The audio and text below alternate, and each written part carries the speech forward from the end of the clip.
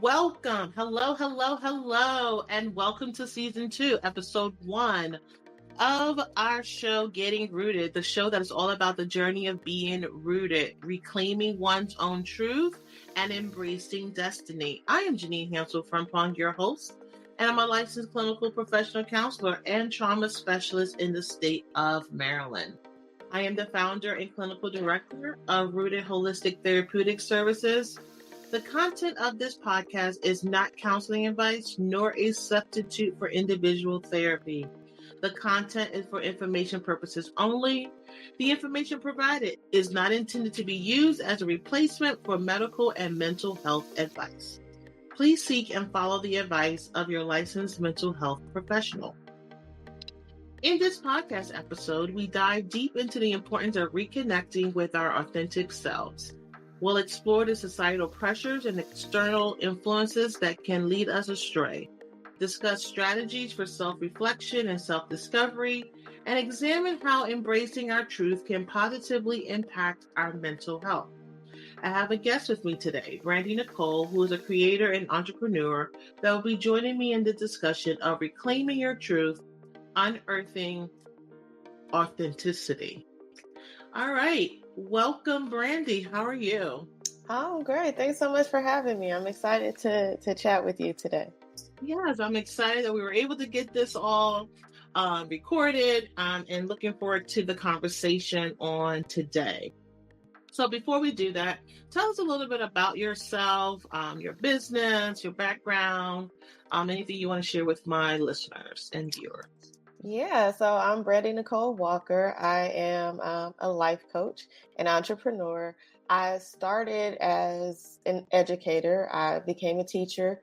I taught middle and high school English for several years.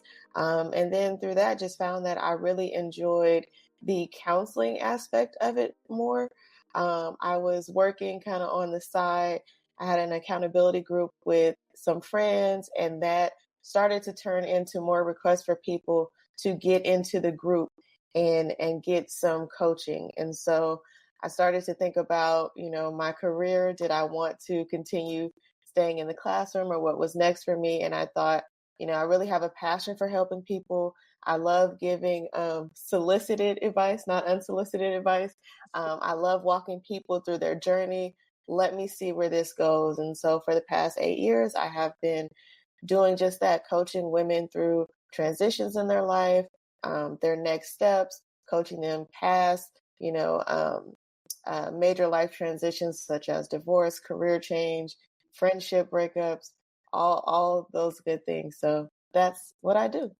Wow, what a vast change. I mean, with working in middle school, you do help them with their transition, but Yes. dealing with children versus adult can be challenging. And so that's a great segue in terms of just really shifting your career and your focus. And hopefully we can get some tips and help in kind of figuring out how to be our authentic self. And I think as I was developing this series in season 2 of this podcast, really thinking about, the name of my business is Rooted Holistic Therapeutic Services, and Rooted stands for reclaiming one's own truth and embracing destiny. And I think in the clinical space, in the therapy room, or virtual, however you get your services, is that a lot of people come in not being their authentic self yet and suffering because they can't be their authentic self because people won't accept them.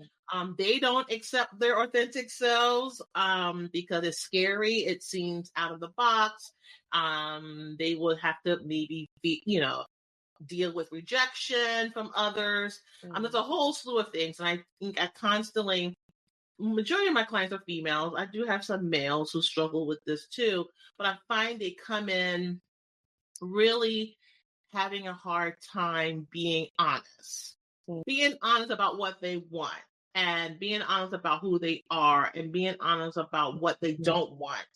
And it brings them a lot of problems. That is the underlying issue of why they are having other issues. And so I thought it was important to really have this conversation. So for you, why do you think authenticity is essential for overall happiness and mental health?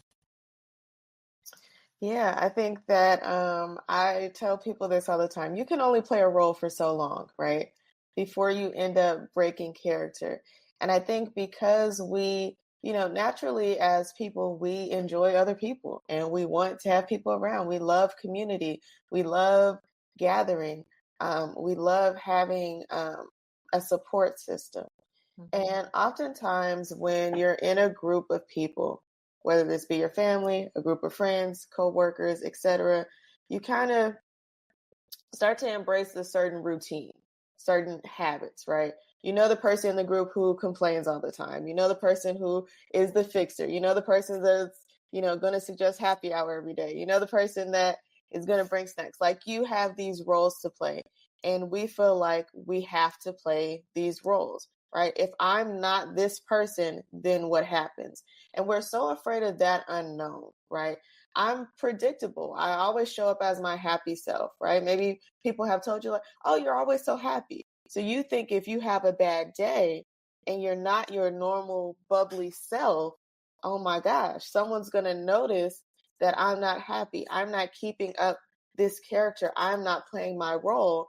Therefore, they're going to find someone else to be their go to, right? Someone else is going to make them smile, or they'll just completely reject me and say, oh, you're not smiling today. We like happy people. You're out, right? And a lot of these things are kind of in our head, right? No one really explicitly tells us, hey, if you're not this same person every day, I'm going to reject you. But we think that's what happens. Because people have accepted us one way, we think if we alter from that in any way, then we won't be accepted. And sometimes this is true. Maybe we've grown up and you were a good student in elementary school, and then you get to middle school and now you have a C in math, and your parents are telling you, hey, what happened? You're my A student, right? So we think we have to be this certain way in order to be accepted when there are multiple ways to be accepted by people. And also just a plethora of people that will accept you. You don't have to just rely on one person to give you um, your accolades or to affirm you, right? There are lots of people who are willing to accept you just as you are, but because we may have not had enough experiences that have taught us that, we don't believe that to be true. Absolutely. I think you hit so many nails on the head because I think when life changes for you, sometimes we're challenged to have to be our authentic self because that role or that facade or that mask that we've operated in is no longer serving us. And Mhm. the real us is being hurt, or the Yeah, real us is dealing with life. And so the other person, the other people around you don't know how to really support this version of you hmm, because it's the broken parts of you, it's the hurt right. parts of you, right? So if you're always, like you said, like the happy-go-lucky person, like, well, I don't know how to deal with the broken Yeah. version of you. So are they your true friend, right? Are they authentically your Mm, friend? And so right. I think that really it plays a role because you're right. We all have our role. We all have our our identity in our group, in our friend Mhm, groups, in our family, wherever we show up, whatever dynamic in our, if you work in the workplace, they know, okay, Janine's going to be the one that's going to be punctual and hold everybody accountable, right? Or Janine's the one, let her plan the things or whatever it is. And I think when you don't want to do that thing, I have a lot of times, I don't want to do that anymore. Well, say no. You can say yeah. no. And say no. Yeah, it's a full sentence. And they're like, well, what if? Okay, what if? What does that mean for you if you're no longer the person that they're calling on? Oh, Right. you losing identity, you losing that feeling of being or that community, right? And so the benefits of living a life of alignment in your true self is there's definitely going to be some negative things. When you start realigning, there's going to be some negative things that's going to be uncomfortable. And I tell my clients all the time, like, all right, we're on the journey of change.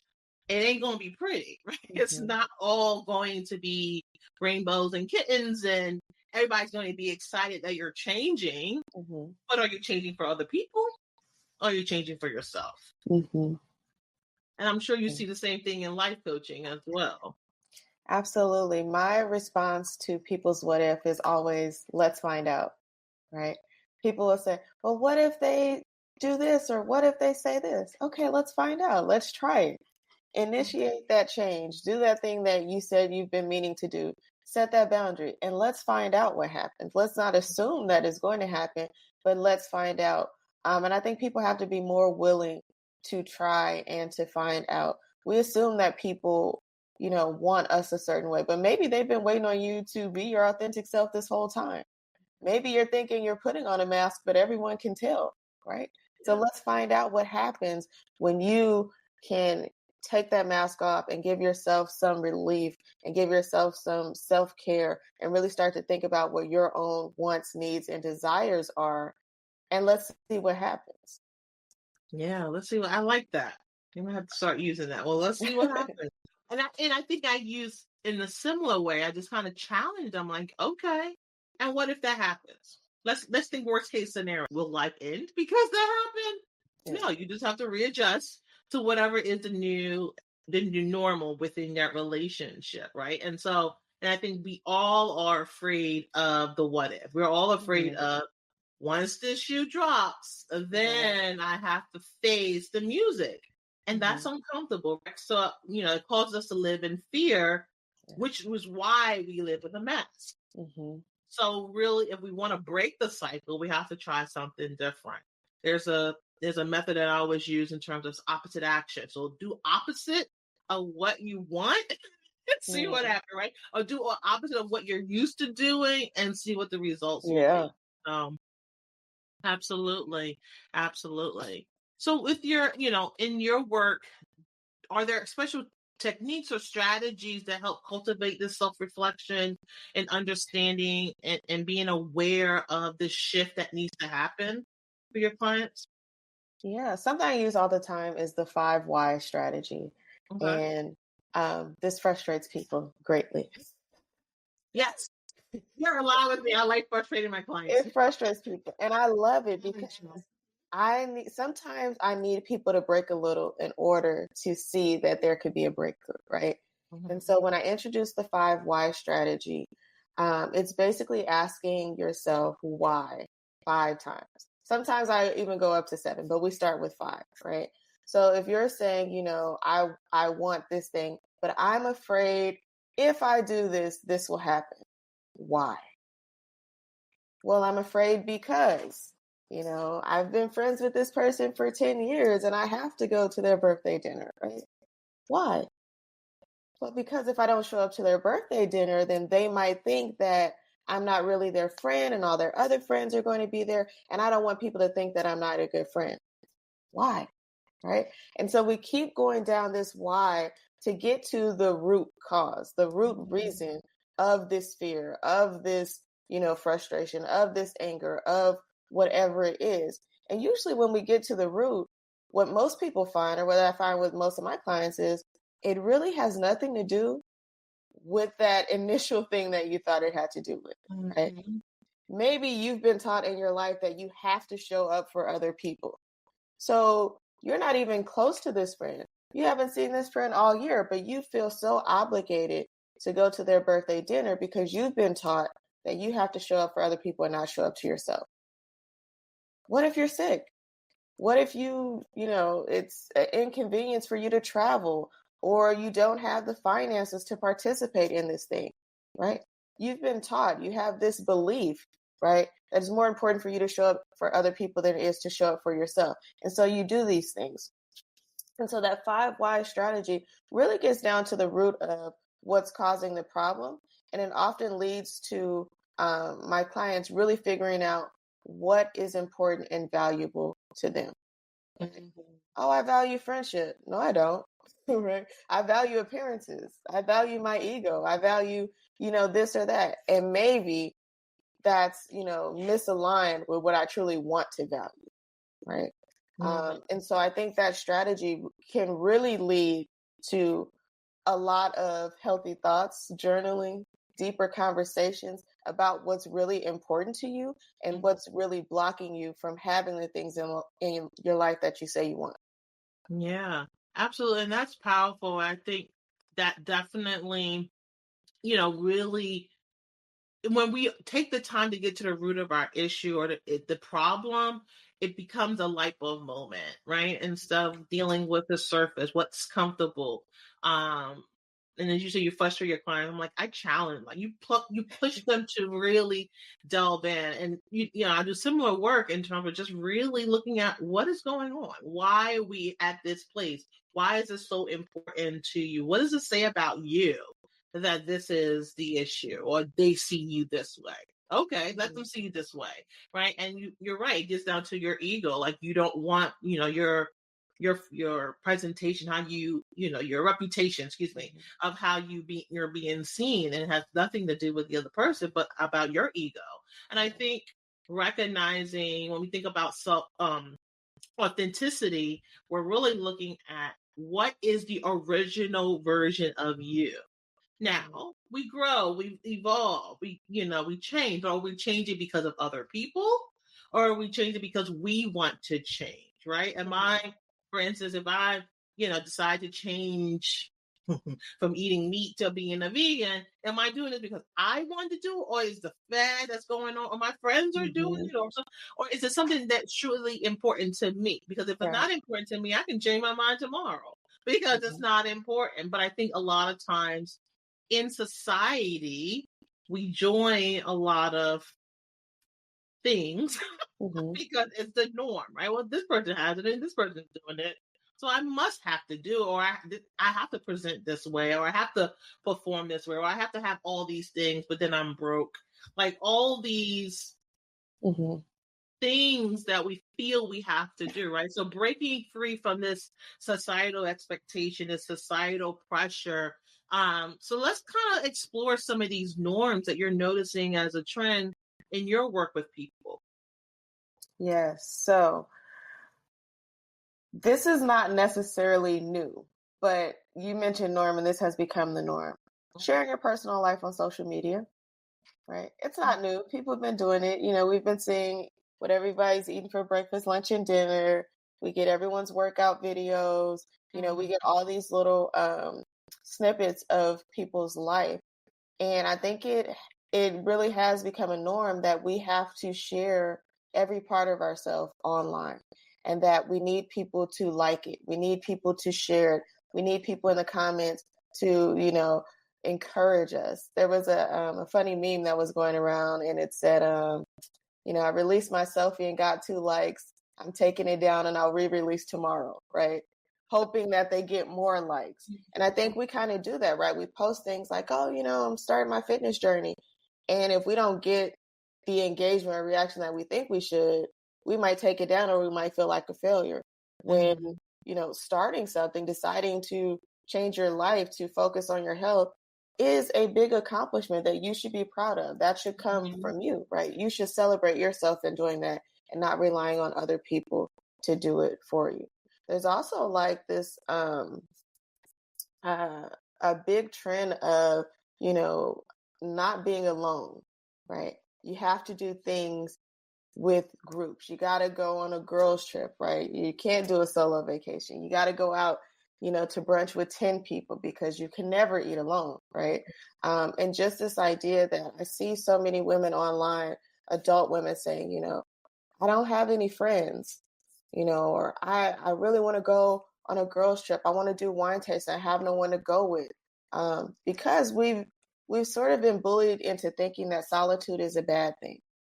Now, I'm not saying you shouldn't have friends. I think it's healthy for people to have friendships and relationships with people that they can depend on, that they connect with, that they feel are like-minded, that feel good to their soul.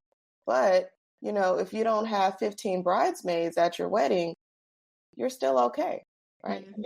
That's still normal. That is your normal, and that's okay. I think too that, something else that has become a norm is what I like to call pseudo therapy. And I love your disclaimer in the beginning, because so many people think that, oh, if I just read all these quotes online about what other people claim their therapist told them, that is me getting the help that I need, right? So I can feel like, I think we move beyond woke. And so many people think now I'm enlightened because, I read a quote about a narcissist, and now everybody else in my life is a narcissist and not me. Yeah. Or, you know, I'm reading about connecting with my inner child, and I'm in a journal about that. And I don't need therapy. Sometimes you do. I'm not saying that therapy is like a cure all for everything and everybody, but Mhm. I think that we rely too much on what is posted on the internet, especially now with like AI. We know that a lot of things posted are not true or not accurate. Um, but we still rely on that to guide our life. We see a quote, we see a reel, we see a meme, and now we're either doubting ourselves or celebrating ourselves or picking ourselves apart because of what people are posting. Um, and so those are some of the things that I see when I'm working with clients. They're telling me, "Oh, well, yeah, I saw this meme or I follow this person and they said," and I'm like, "Who is this person?" Right? All these things, all these external things take you further and further away from what you know. I think people come to the internet, people come to other people come to groups, often looking for confirmation of what they already know. And Mhm. so, what I work with people on is really figuring out how we get you to trust yourself and not, you know, wake up every morning and the first thing you do is read your horoscope, or the first thing you do is go to that person's page to see what video they posted about life or what's happening, right? How do we Mhm. get you to trust yourself more? And I think a lot of that comes, from being alone, from pulling back, from not embracing so many of these societal norms that we have and saying, you know what, I'm going to take a different path. I'm going to do things a little differently, right? I'm going to sit this one out and figure out what it is that I truly want. Yeah. Wow, that is so true. There's so many ways I can go with that because I think it is imperative. I think you talked about the whole social media process of really getting these likes and getting, being seen and how that plays on our emotional selves because we are looking for validation, right? We're looking for camaraderie, like what I'm putting out or what I'm saying is important. And I think it's so interesting as a society. I was sitting here thinking, I'm like, as a business owner, and a podcast host, and as a therapist, like all these things, like everything is now social media driven. And so it's like, all right, well, I want to get the message out. Like, am I getting the message out to the right people? So even in your Mm-hmm. business self, like you're right, the imposter syndrome can come in and be like, Yeah. am I saying the right thing? Am I vibing with the people that, these people that I don't know, like, are they like vibing Mm-hmm. with me? Right. And then Right. challenge that inner voice of like, that inner critic of like, no, they're not vibing with you because you didn't get enough viewers or you didn't get enough listeners. And I Right. think just even in that space as a professional, it becomes an issue. So when you're trying to project this idea of being your authentic self, I always tell my clients, I'm like, I'm as transparent as I can be and as real as I can because I don't have energy to be fake. Like I don't Mm-hmm. have energy to put on a facade like, oops, that Right. was a mistake. Like, oh yeah, I said that I didn't mean that or whatever. Like, and I tell my clients, like, if I said something and did something that's hurtful to you, tell me because that's how we grow. That's how you grow. That's how I grow. Because one, you're confronting something you didn't like from an authority figure. So I hate that word, but Mm-hmm. person that has authority, this relationship, because it's practice for the outside world. But I think when Right. they see you out there, on the big screen or on your phone or whatever, they're like, oh my God, she seems so X. But they don't Mm-hmm. understand what it takes to be so X, right? And so I Right. think comparing and that need to like be seen as this expert. I'm not an expert on everything. I'm an expert on some things Mm-hmm. because of what I've gone through or my training or whatever. So I think is when people are looking at social media, they got to figure out what is the root of that person? Why are they saying what they're saying? What do they know? How much training do they have?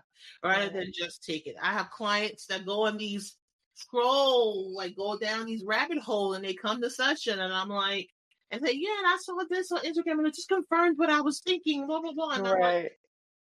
so you didn't trust the process that happened in there. Right? No. You didn't trust what you said as important. Okay, thank you. I'm like, so we got to go back to square one. Like, why Mm-hmm. is TikTok your slave all? Like, oh, why? Well, I mean, it's the algorithm, right? Because if you keep Googling stuff, it's going to show you what you want to see, even though it's not effective or helpful for you. So I think there's definitely this societal push to be something that you're not, right? Having to put on the front. I like those what they call influencers that they say, I'm a new mom. And so, they had these pretty videos of the baby playing or whatever, and you only can see this part of their house. Right. And you can't see the rest of the house is a disaster. And I like those influencers say, I want to show you this. Well, look at my countertop. Like, Yes. this is the real me. Yes. And those are the people that I vibe with, because I'm like, yes, because you make other moms or other people feel like they're not doing as good because their kitchen is not perfect or their living room, whatever it is, right? And so I think really those people that are on that vein to really be transparent and real help the young people, especially that's all they see, to be real, to be honest. Like, I don't have it all together. I don't, and it's okay. I don't have it all together, and if I make you feel that I do, I'm sorry, because that's not my intention. My intention is to be honest, that life is hard, life sucks. I tell my clients that life sucks. And sometimes it's really hard. So we just got to figure out how to do the best with what we've been given. So I know you said a whole lot, and I'm just kind of here like sitting in awe of just all the information. I would add to what you're saying, and say that, there's this fallacy, the what's it called? The bandwagon, right? That everybody's doing it, right? But everyone's not doing it, right? People say, oh, well, I have to be on social media because everybody's on social media. That's not true. Millions of people are on social media, but not everyone's on social media. Right? I had a meeting the other day. Well, not a meeting. I went to a networking event the other day. And, at networking events, everyone's passing around business cards. Everyone's saying, follow me on LinkedIn, do this and do that. And there's a guy there. He's like, yeah, I don't have a cell phone, but you can reach me by email. And there was a group of us there, and we got into this whole conversation, like, how do you survive without a cell phone? That's crazy. What do you do? It's like, I do this. I go out and I talk to people, right? I don't want to be, I don't want to be so accessible to people. I don't want, someone tracking my location on my phone. I don't want to be on social media, figuring out who's working out and who's eating what and, what this celebrity is doing and that celebrity is doing. He's like, but I schedule time in my day to check my email, right? And then I go about my work. And so I think it's easy for us to see so many people doing something and think that everyone's doing that. But that's not true. And I think the more that we sort of check ourselves about what we believe to be true and reality of what's actually true, I think it gets us closer to that authenticity. Yeah. Not just, joining something that we don't want or don't want to do or not interested in or we know is not beneficial to us because we see so many people doing it. Just know that everyone does not do everything, and it's okay if you choose not to do it. Absolutely. So being yourself, it's okay to be an outsider, right?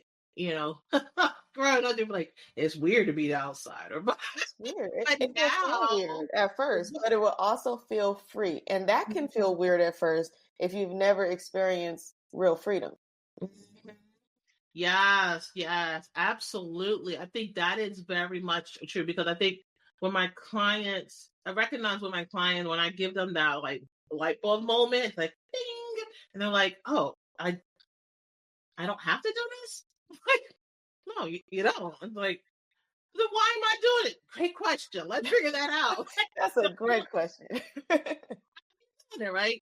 And because I think a lot of things are, growing up, right? Being a child, you're taught right from wrong. You have to do this. You can't do this, blah, blah, blah, blah. You're taught all these should, could, would, need to, ought to, don't do, all these rules. And so as an adult, or as you begin to grow, like I have a lot of clients that don't know how to think for themselves. And it's scary for them to think for themselves because of disappointment, because of letting people down, because of judgments, all of those things, right? And so as we cultivate this concept of self-acceptance, I have to let go of all that I know, all that I've been taught, all that I've been influenced by my family, my family of origin, society, whatever it is. I got to let go of that. And so, yes, it's freeing, but it's also scary because now I have to redefine what it is that I want to do. And I have a lot of clients seemingly on this time of the year is on this journey of, okay, what do I want to do for my career? I chose this career because, well, my mom told me I need to do this, or my family is in the medical field, so I became a nurse. But I really don't want to be a nurse. Okay, what do you want to do? I don't know. So it's Mm-hmm. like, and so I think it's because someone told me I did it. Now I get to choose what I want to do. I don't know how to do that. Mm-hmm. I don't know how to get deep within myself and trust that this is really what I want to do because I've been told step by step, this is how you do it. This is how take these steps. This is what you need to do to make good money. All the things. And so I think as we navigate this this life that we're shifting into of like, or this journey, I should say, this journey of life that, I can get to choose what I want to do. It's empowering, but it's scary as heck. So how Yes. do you kind of help clients navigate that? Yeah, I in my personal life, I'm a fan of big changes. But with my clients, I do recommend small incremental changes because it can be scary, right? My risk tolerance is very high. Right? I am a risk taker, but not everyone is. So what I say is to start small with things. So if you're the person that is typically like a people pleaser, right? You're at work and someone says, "Hey, let's go to lunch," right? I encourage you to be assertive and take initiative. Don't just say, "Hey, let's go wherever you want." Say, I would really like this for lunch today. Let's go here, right? It's a small thing. It doesn't seem like a big thing at all. But how many times have we gone out to eat at some place we didn't want to eat? And then we look at that menu for so long, trying to figure out, like, gosh, what do I want from Chipotle? Nothing, right?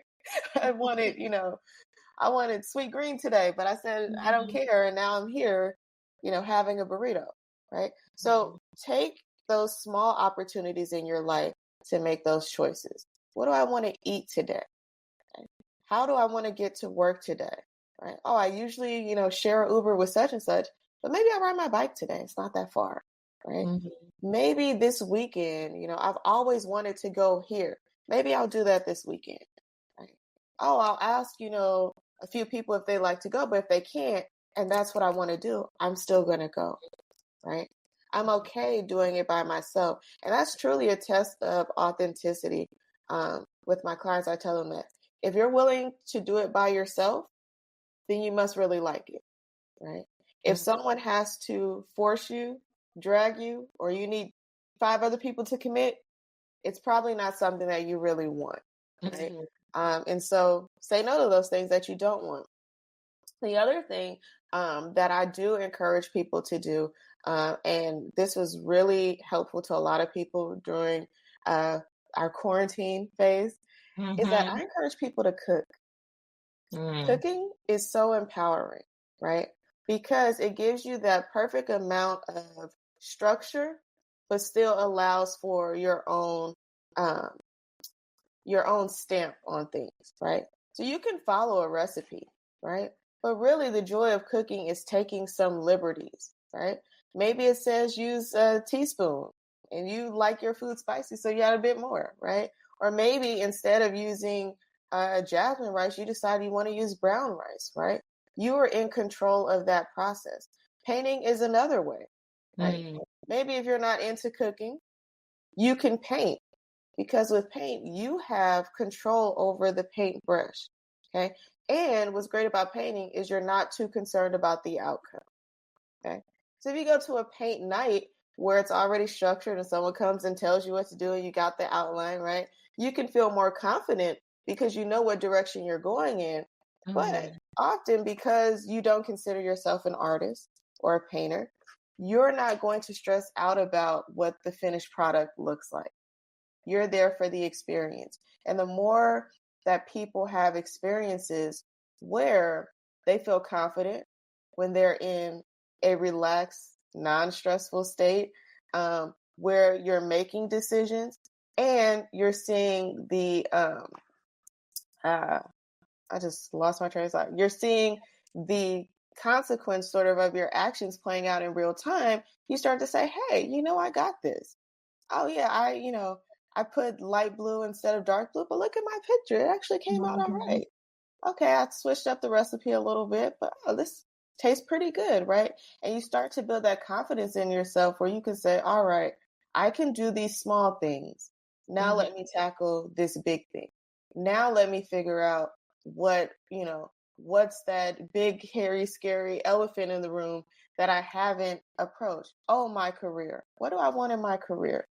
Right. And maybe for some people, it's not, quitting your job and figuring it out, which we hear a lot of, but it is, sitting at your job. Maybe you go back and look at your actual job description and then you write out what are the tasks that you actually do versus what you've been hired to do.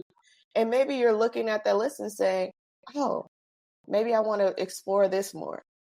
Oh, these are the parts of my job that I don't like. Maybe I can talk to my supervisor and think about different ways of doing this job or taking on some added responsibilities and letting some things go.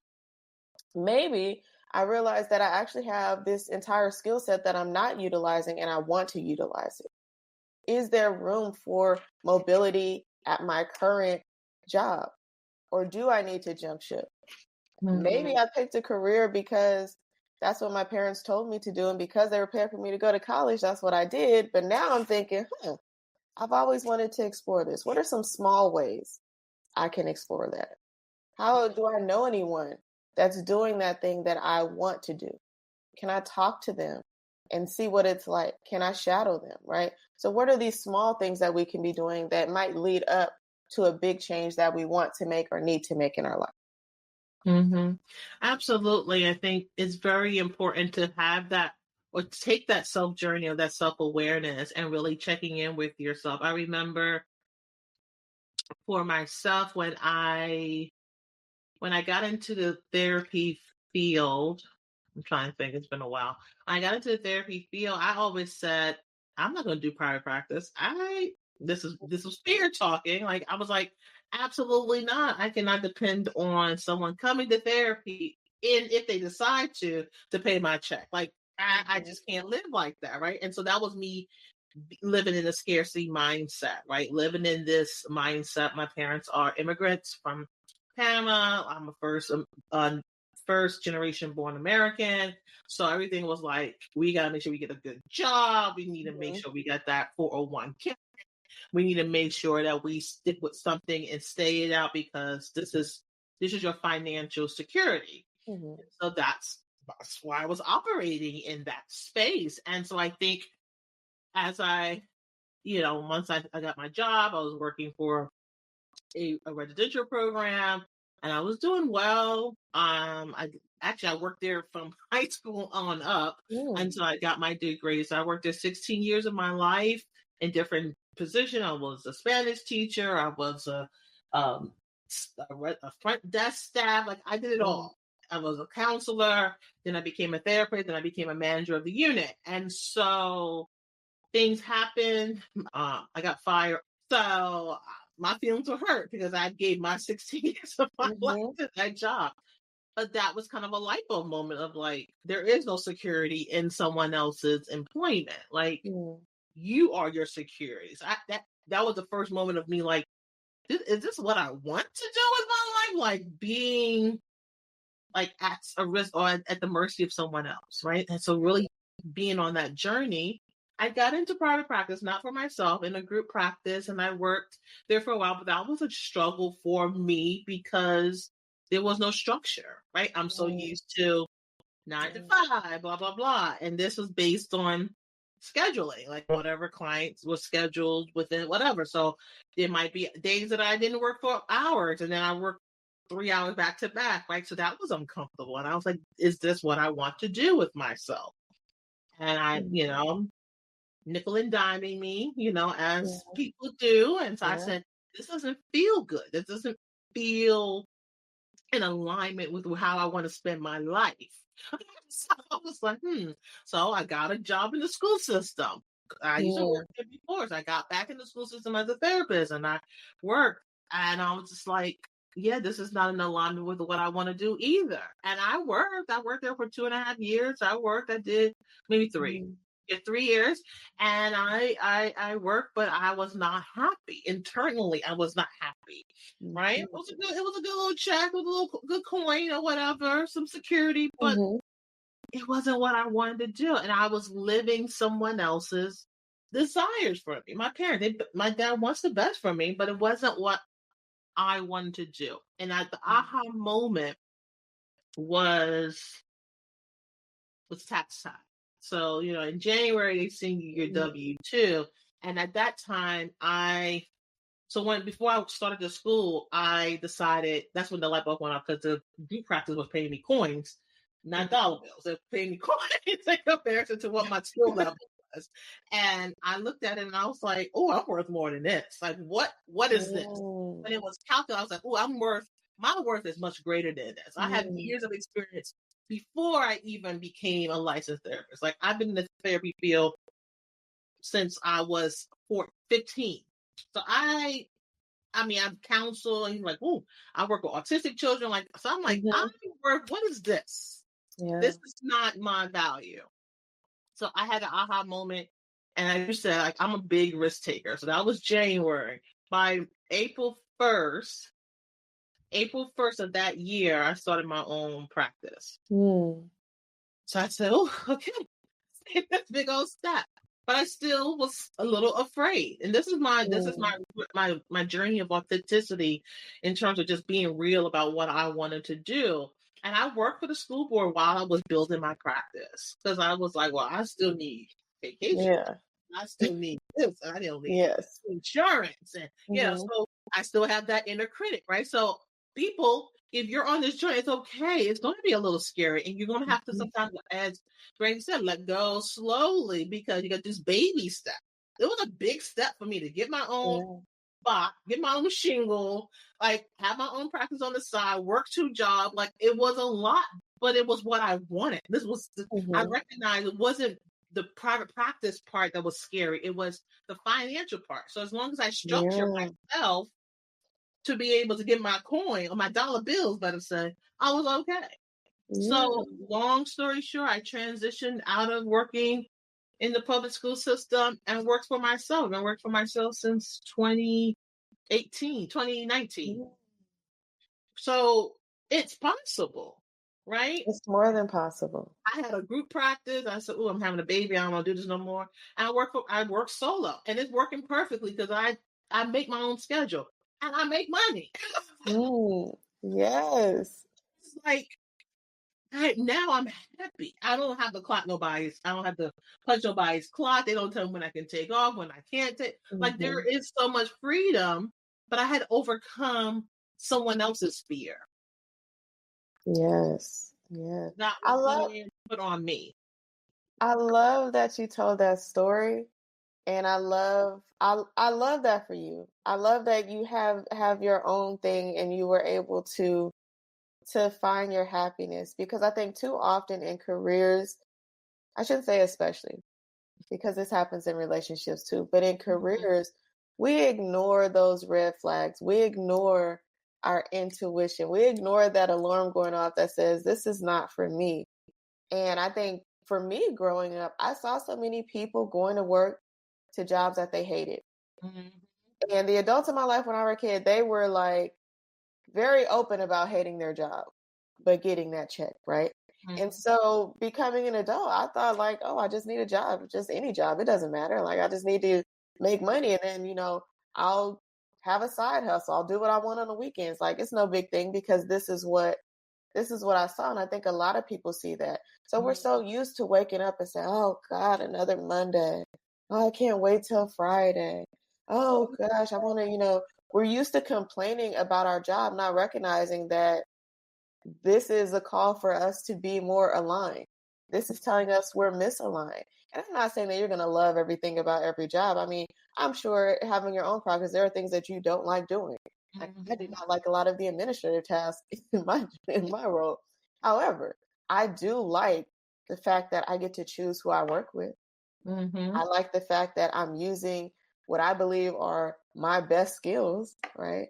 I'm not like wasting my talent as I would feel like if I did a different job, not hating on anybody that has different jobs, but everything is just not for everybody.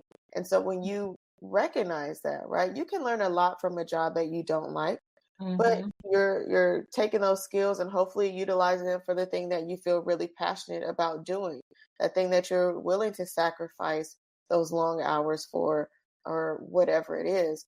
Um, but you have to first recognize that inner voice and that intuition that's saying, no, no, no, this is not for me. I love that you had that moment that I am worth more than this, right? Mm-hmm. We talk a lot about, or people talk a lot about knowing your worth, right? Mm-hmm. Well, some of us haven't figured that out yet, but other people know our worth and they know that they're getting a bargain from us. They know that you're going to show up every day. They know your level of experience. They know your skill set. They know the effort that you put in, and they're thinking, wow, we're only paying her this? Ooh, hope she sticks around for 16 years, right? Respect. That's what they're saying. So I think that's very important. I don't think, our intuition is not something that we should ignore. We should definitely explore those things as they come up. Why am I not liking this job? Why am I feeling like this? Why do I struggle to get out of bed every morning and go to this job? When I was working in education, also, I knew it was time for me to go because I'm a very punctual person. I started just coming to work whenever I felt like it, 2 minutes before the bell rang. I'd be sitting in my car scrolling through social media and I was just showing up not prepared. And I said, this is not me, right? Mm-hmm. Recognizing my authenticity. I'm not being authentic here.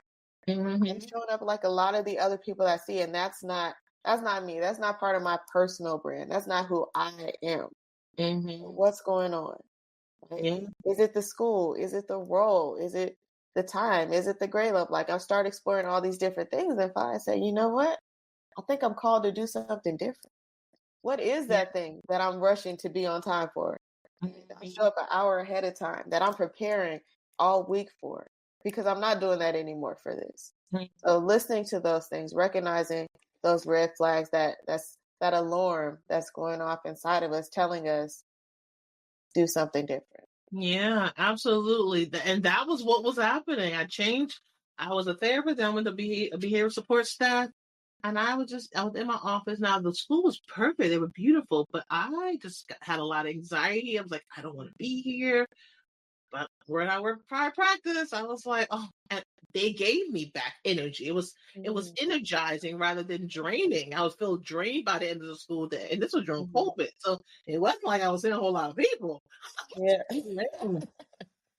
I went to see my clients, it was like invigorating. Like, oh my goodness, Mhm, I got to see someone make a transition.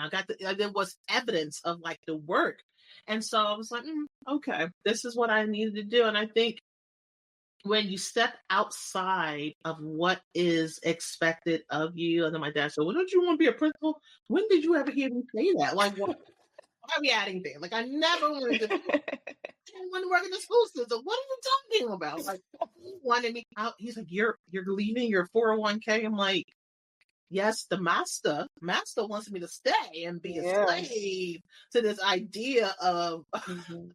of being safe when you're not safe. Like if nothing Right. else, have shown me I'm not safe. So I need to create my own safety. I need to create my own sense of Mhm, um solitude within myself, that I'm not dependent on someone else's criteria. I'm not dependent on somebody else's expectations of me. I mhm, create the expectations that I want to live within, and how many hours I want to work, how many days a week I want to work. And then some I mhm. want to work 3 days. And it was fabulous. And I got to take care of my child. I got to take care of my dad. I got to take care Yeah. of the things that I need to take care, and not having to fill out forms for FMLA and Mhm. make sure I have to all these rules. I'm like, Yeah.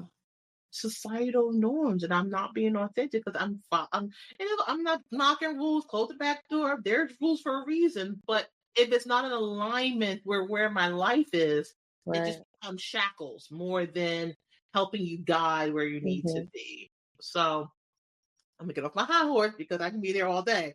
But I think as we are in this place of vulnerability, to be authentic, you have to embrace vulnerability. You have to Mhm. embrace having, the uncertainty of the future, right? Because this allows for us to be able to open ourselves up to other Mhm. possibilities, right? So me being vulnerable and having this podcast, and I'm like, all right, I got to talk to people. I don't Yeah. talk to, or people are going to be listening to this for days, weeks, months afterward. Like, Mhm. that is vulnerability, right? And so whenever you're doing something that is authentic to you, that is meaningful for you, how do you help clients navigate this to really get onto a journey of personal growth and really, I guess what I'm asking is being vulnerable in that space of personal growth? Yeah. Um, I think so a couple ways. I think it's so important. I encourage every client that I work with to really document their journey in some way. Whether that is journaling, whether that is, taking notes during our sessions, video recording yourself, because oftentimes we don't know what vulnerability looks like because we haven't seen it, right? We see it in other people, but we haven't seen it in ourselves. Mhm. And unfortunately, we're all not cast in a reality show where we can go back and look at our lives over time, but we can document our journey to say what that looks like, right? Mhm. So I will have people in a session kind of write down, you know, tell me about your last 3 accomplishments in life. Mhm. Write down your last 3 failures. Tell me what was going on in your life at that moment. How were you feeling? What were you doing in those moments? Okay? And oftentimes, what we perceive as luck, right, is usually vulnerability. It's usually us saying yes when we would typically say no. It's usually us taking a step when we would typically not even show up, right? Mhm. And when people see that on paper, right, and we walk through like, this is what happened, this is what I was doing, this is what I was thinking. Oh, I realized like, hey, I went a different route one day. I actually had a client who met her husband that way. She kept talking about, I can't find anyone. I'm on these dating apps. I'm not doing this. I'm not doing that. And I encourage her, I say, do something different. What is something that you haven't done in a while? Oh, there's this lake by my house I haven't been to. Maybe I'll go walk the lake. And she Mhm. took a different route home after work, went to this lake, met her husband on the walk, right? Being vulnerable, saying Mhm. yes to something you wouldn't normally do. I think vulnerability also comes in many small ways, right? It is often speaking up and standing up for yourself too. If something is bothering you, right? We talked about workplace, but in relationships too, someone keeps doing something that you don't like. It could be something small, like, we're in the car and you play the radio way too loud. I know I'm getting old because loud music is no longer for me, right? Turn that down. That's my new thing. Turn that down. Okay. So they're playing the music. You say, hey, you know what? Can you turn it down a little bit? Right? I don't believe anyone was going to kick you out of the car because you asked them to turn the radio down, right? Mhm. But in those moments of saying, like, instead of what people do is they build up all this anxiety because they're afraid to say something or something's bothering them. And then we like embody that stress in our bodies and we get sick or our stomach hurts or we have headaches. But just speak into them and say, hey, this is a little too loud for me. Can you turn that down? Right? We're Mhm. being vulnerable because it introduces that what if, like, I don't know what's going to happen next. But we say it and we release it. And then instead of thinking worst case scenario, we think best case scenario, right? I'm going to bring this thing up and this person is going to change. I'm going to say I don't like this and suddenly this is now removed or it's fixed, right? Mhm. And that comes up. And so I work with people on really identifying what is the thing um, that you want and then figuring out what are the habits, the decisions really that I need to make in order to do that. Oh, that's gonna mean I have to open up.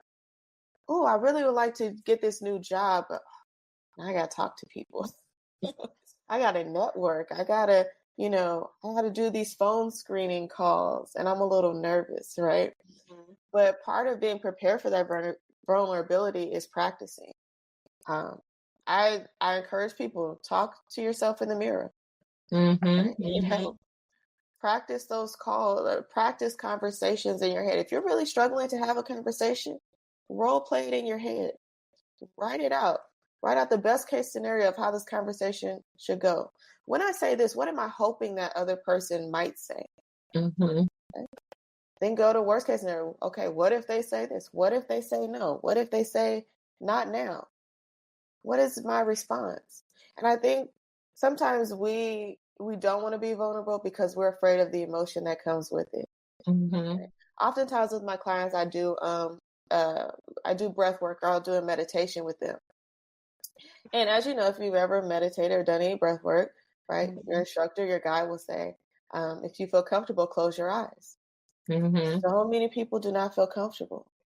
If I close my eyes and I really give myself to this experience, I don't know what's going to come up. What if Mm-hmm. I cry?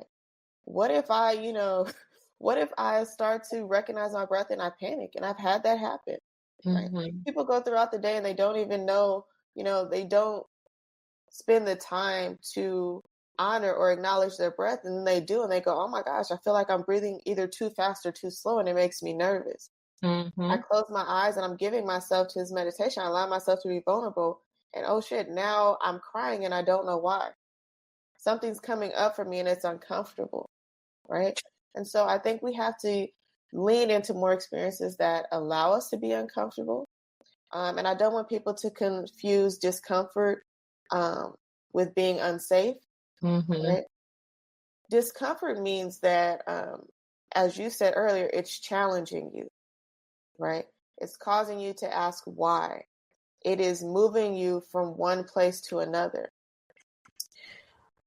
Being unsafe is something that, innately doesn't feel right and is going to cause harm or danger, right? Mm-hmm. Being uncomfortable doesn't necessarily cause harm or danger.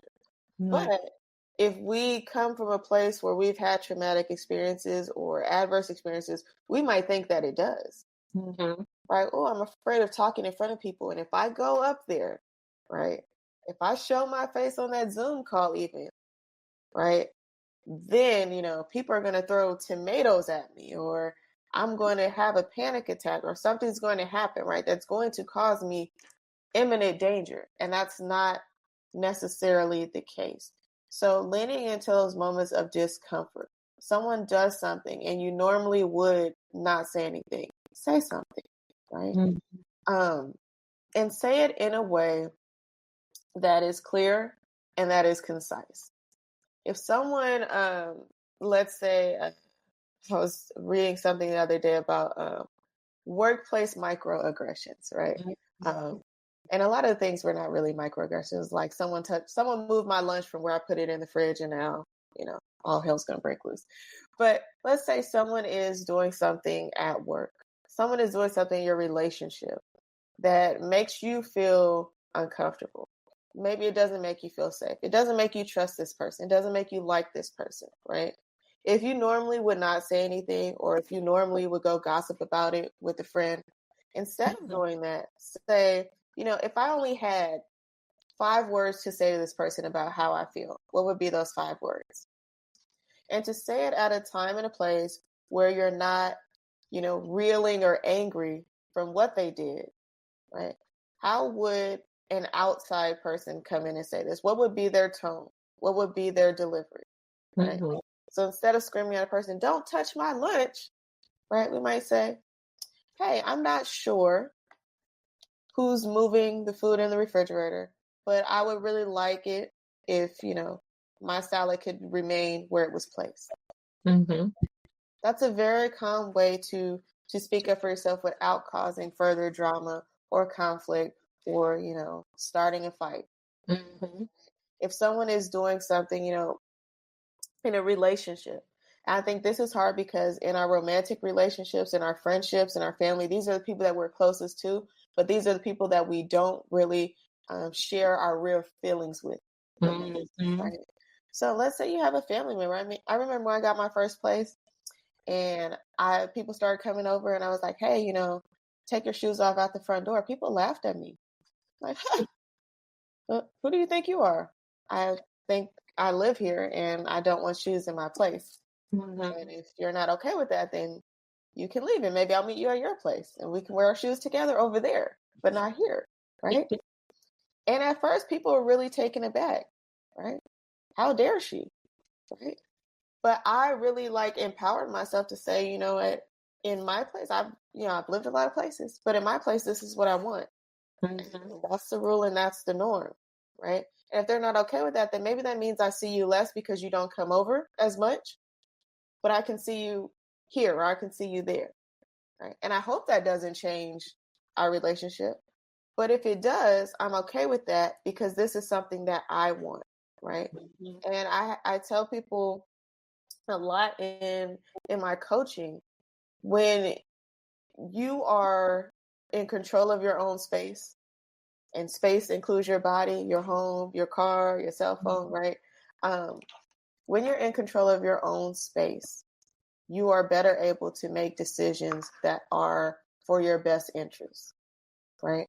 When you are in a place or in a space where you can't make decisions for yourself, right? Oh, I want to have my bed on this wall, but husband says it's got to be on this wall. Or, oh, I want to wake up and make breakfast, but I can't because other people are sleeping, or whatever it is, right? In your spaces where you're restricted, you have to have that level of freedom with yourself to control, be able to, for the most part, control your own environment, because that's what's going to allow you to be vulnerable. Mhm. Absolutely. That is, there's so many things in that we can explore, but I think definitely understanding boundaries, being vulnerable to set the boundaries with the individuals in your life. And I always say they're not going to like it, and it's okay. Babies don't like it, children don't like it, adults don't like Mhm. it. Ain't nobody like no boundary, but they need it. They need to They know how need it. far they can go, and you need to know how far you're going to allow somebody to come or Hmm. what you're going to allow somebody to do in your space. And I think that is very monumental and really understand embracing those vulnerabilities of challenging someone in your space or challenging someone with you and your Hmm. emotion, right? Use the car example, like turn the radio down. I think it's important to be able to say those things, right? And Hmm. feel like you have a voice and be authentic rather than being deaf because you didn't want to say or can't even think straight because the noise is so loud, right? So it's like, do I say something and be uncomfortable? I think when you said that, the thought that came to my mind is suffering in silence. And a lot of us Hmm. suffer in silence because we're not willing to be vulnerable. We're not willing to push the boundaries of like, no, no, no, that's not okay, because we are afraid of what the response is. And if we continue Right. to live in the fear of someone else's response, we will continue to live in fear.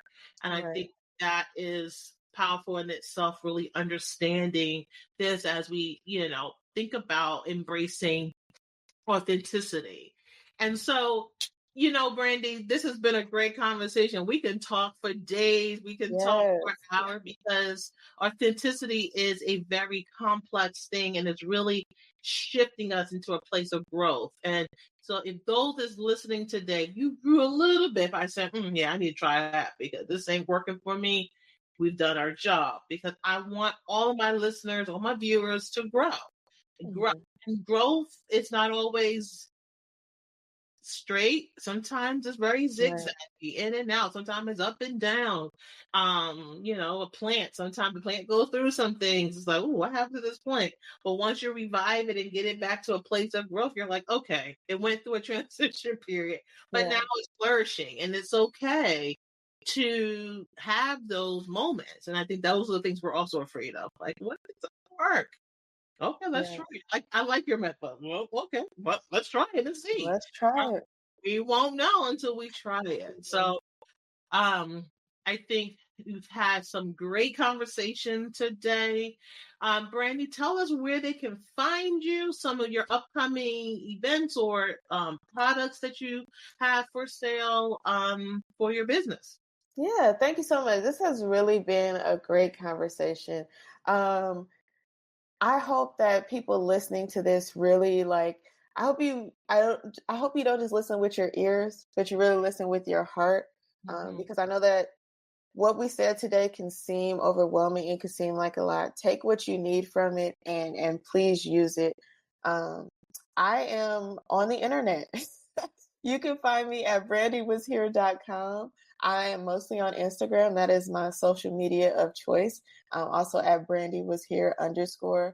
Right now, I just launched a few days ago my manifestation blueprint program, um, which is helping people get rid of the blocks that prevent them from getting what they want in life.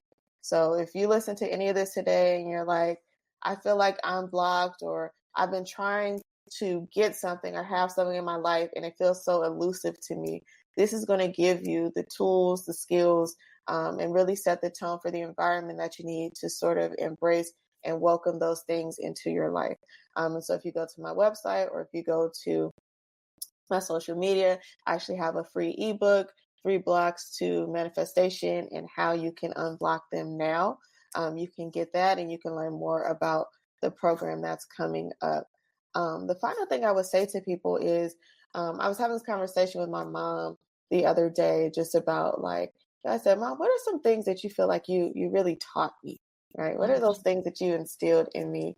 And one of the things that a gift that my mom gave me that I didn't recognize as a gift until I had this conversation with her is she used to always tell me as a kid when I went out, I would go play or wherever I was. When after college, she would always say, you know, you can always come home. And I didn't realize that was a gift because, you know, I was rebellious. I didn't want to come home. I did not want to be at home. So when she said you can always come home, I didn't really take that to heart. But having gone through several iterations of the woman that I am, I recognize that it's important to build a home within yourself and to know that no matter what happens in life, you can always come home to yourself. When things aren't making sense in life, get back down to the basics and come home, right? It's why I'm so adamant about my home being a sacred and peaceful space for me, because when things get crazy out in the world, I can always come home. I make myself home. I make peace within myself. So when other people are driving me crazy, I can spend time with myself and be at peace because I can always come home. And I encourage you to make home a safe space for you, a peaceful space for you, where you can always return to without feeling guilty or feeling ashamed, that you have a place that you know you are welcome. That's powerful. And I would even take a step, you know, you are home base. So if everything is out of chaos, you got to come back to the foundation, which is you. So I think that's very powerful. I love that. Thank you, Mama. Yes. Yes, absolutely.